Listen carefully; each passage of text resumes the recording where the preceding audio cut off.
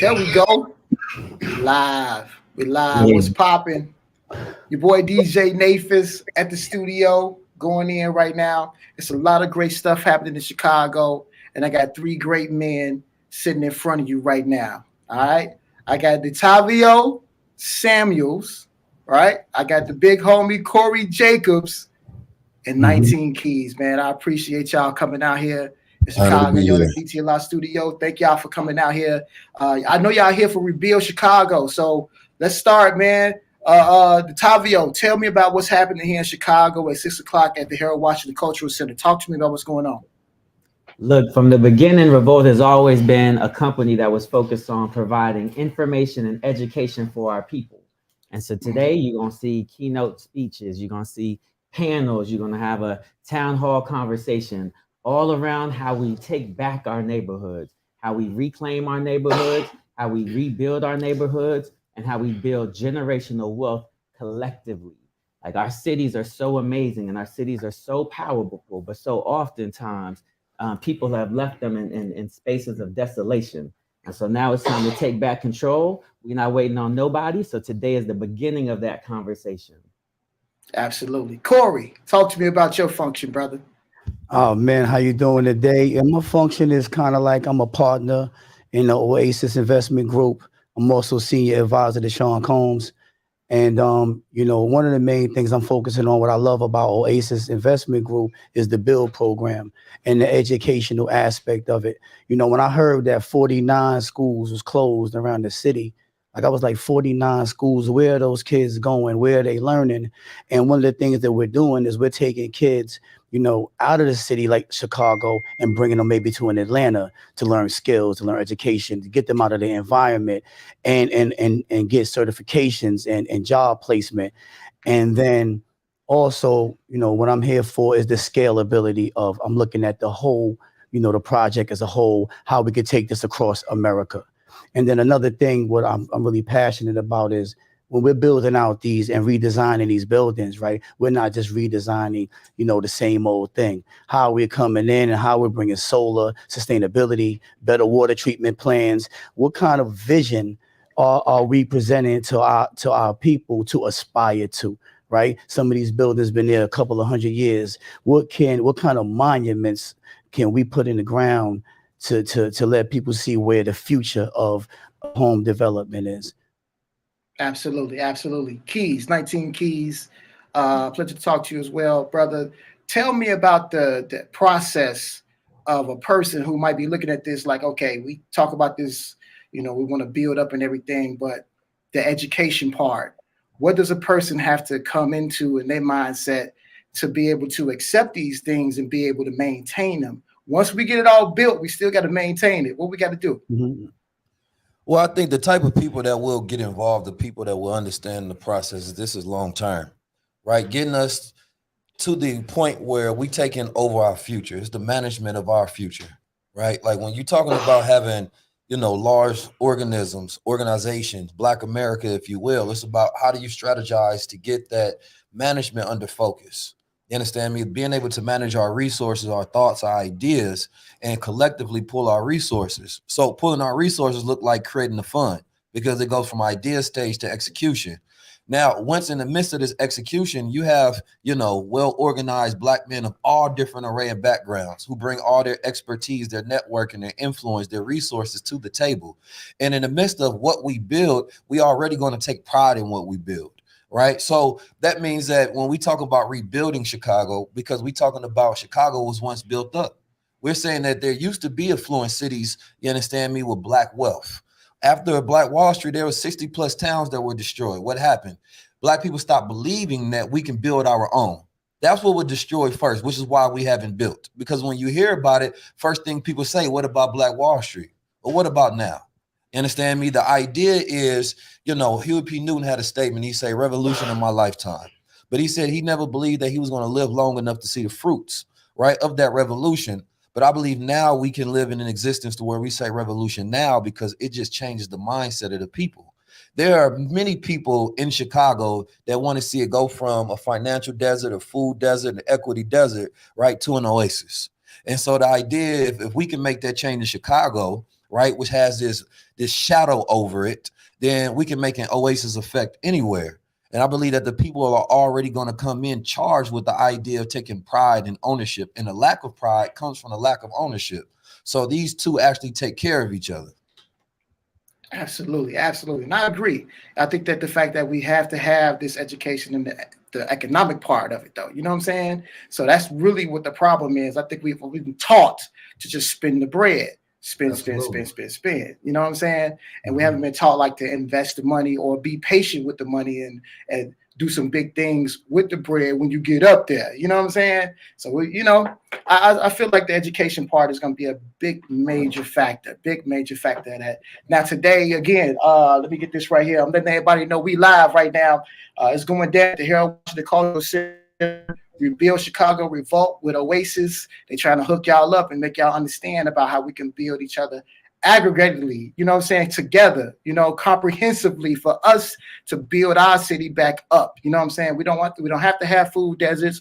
We don't have to have financial deserts at all. We can get these loans and build our credit up and everything. Now, let's talk about the fact that let's go right to the financial part, because that's really the biggest thing that most people really don't understand. You know what I'm saying? We get our checks, we live in check to check, give us some slight basics that can help us individually at our crib financially. Any one of y'all could take that answer right there. I think if I tackle that just a little bit, I think, first is having a goal. Most people don't have any financial goals.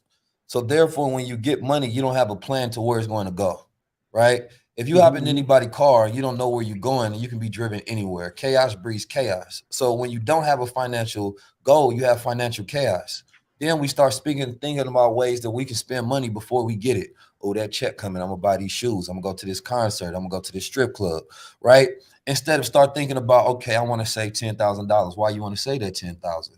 Why? Because it's attached to another goal. I want to start this e-commerce business. I want to write my own book. I want to have put down, a certain percentage for a loan so that I can buy a house. So without having goals, you don't have a vision. You don't have direction, right? That's really the best thing.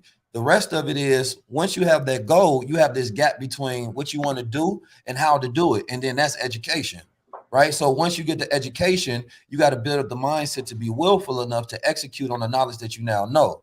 So it's a step process. This is something that I actually coach and teach my students, that anytime you get to a point to where you don't know something, you know what the next step is, and that's to learn, right? And once you learn something, now you have the responsibility to act on what you know. So therefore, you can never get to a point in life where you're stuck, because you already know what the next step is. So with financial literacy, we look at it and say that down. Well, what is the thing that we've always missed? What is our number one oppression right now? It's our collective ignorance. Is what we don't know, right? They say ignorance is bliss, and it's not. Ignorance is oppression. You understand me? Knowledge is enlightenment. Knowledge is heaven. Because once you know, you have the ability to control the circumstances of your reality. So sitting down and creating a goal and looking at, what is my net worth, right? How much debt do I have, right? What is my plan to decrease that debt by changing my spending habits, right? Then you got to look at what's the income that you have, right? Because that's what you're going to use to bring your debt down. Then you got to look at what assets do you own. And if you don't own assets, then you got to create a plan to actually start owning some financial assets so you can increase your net worth and your value. So many people don't know the simple formula of net worth calculation. And once we do that, we can start creating a plan to own assets, to decrease our debt, and to increase our income. Yeah, absolutely. I just jump in on that one and say that, our beautiful Black people are some of the biggest consumers in the world. We spend a lot of money.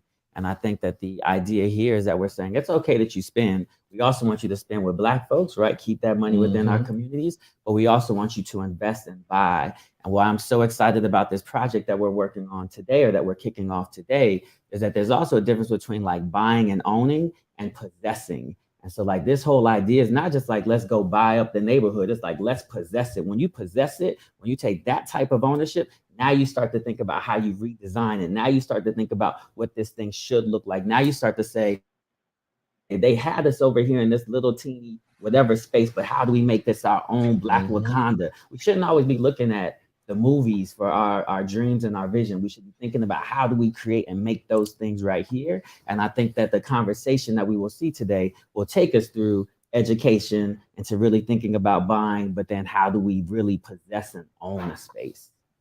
Absolutely, absolutely. And if Corey, I were to say oh, go one ahead. Yeah. thing, I would say one thing on that. That's why we created like a transmitter utility, a vehicle for people to be able to invest, right? So this is, Oasis is one of the, the only black owned funds that's allowed to take money from unaccredited investors, which was a feat in itself, which we might be the only one, and allowing people to invest in the properties that we have found, the most, the easiest way, by starting this off from the ground level at $8,000 and taking it to say $10 million.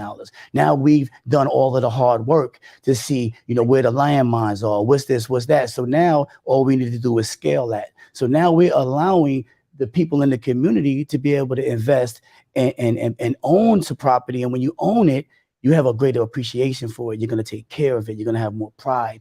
And Chicago has produced some of the greatest, people of color that we know today, right? And we want to just preserve, as we want to preserve this land, we want to preserve the legacy of Chicago, and that's why we're coming here first, right? Absolutely. And that's it. That's what's up. That's what's up. Now, if a person wanted to invest, what's the minimum that they would need to be able to invest?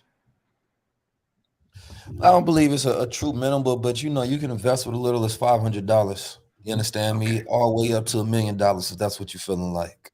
And I think it's important to also think big, because we're speaking to all demographics, right? Different socioeconomic economic background. So whether you're making $20,000 a year, when you look at this report about 2053 wealth, there was a report that gave a breakdown on how much that the average Black American has towards wealth. That's the money you have towards education, the money you have towards investment, like things like this. The average was somewhere around $500, right? That even a college graduate has less wealth than a high school dropout, right?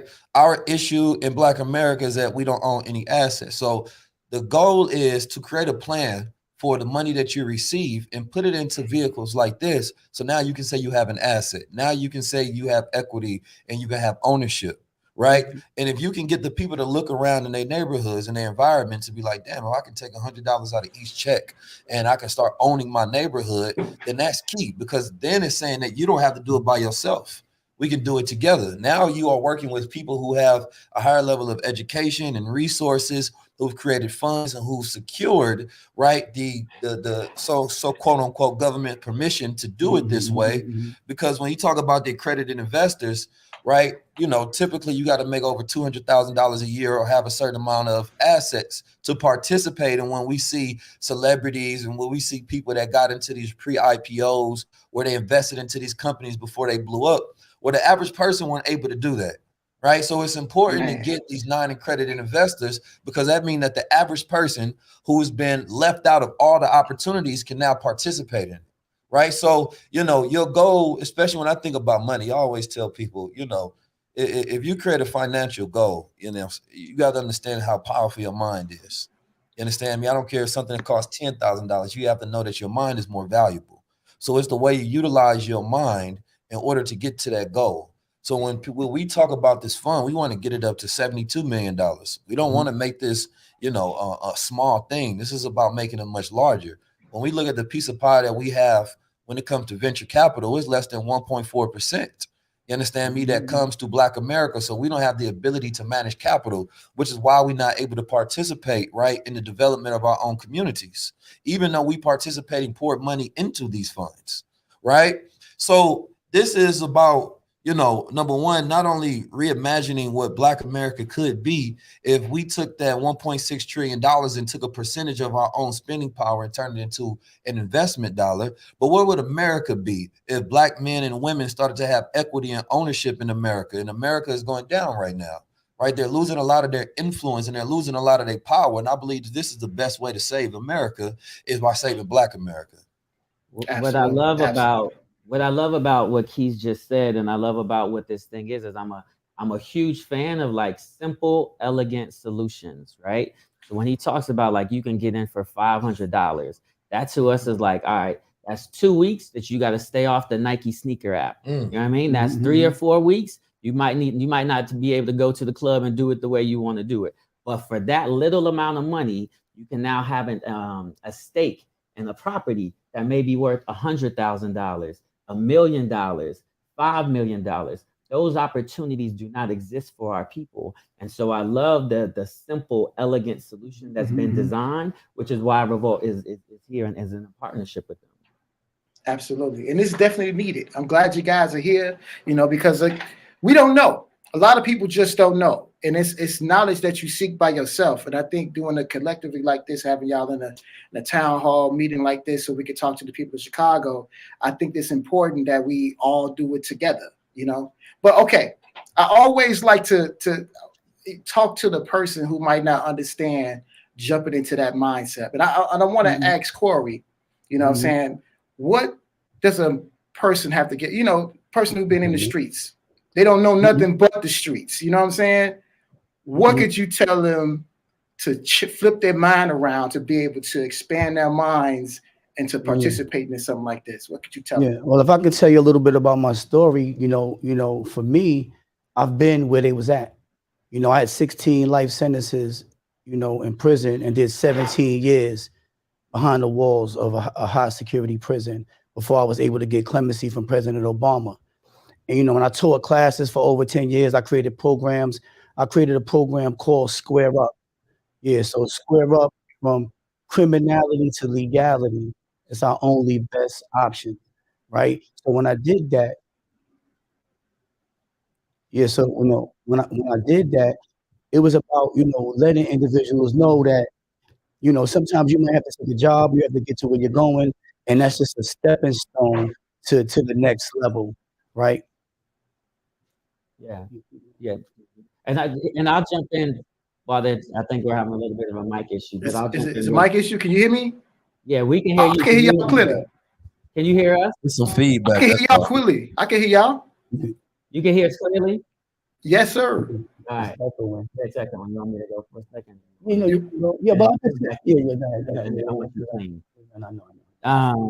So I'm gonna jump in real quick, and then Corey's gonna pop back in. But here's what I would say again: like, if we're talking about street economics, people know that if I buy X for $1,000 and I flip it, it's worth $2,000. What I'm saying is the math is fundamentally different when you put $1,000 into $100,000 property that doubles. That $100,000 property now worth $200,000, and that doubles, and that's worth $400,000. So the math in real estate is math you can't get anywhere else. And I think that's something that we have to understand. We have to make sure that our people understand. Yes. Now I think I hear what they're talking about. I think it's just a slightly gurgle sound. Yeah. Okay, y'all. Let me. You know what I'm saying? And can y'all hear me clearly out there? Y'all can hear me? Yeah. Okay, cool. Well, again, let me just let everybody know again what's happening today. All right, here at Washington Cultural Center. This is going to be on 4701 South King Drive. Y'all need to go there. Get ready to get up in there.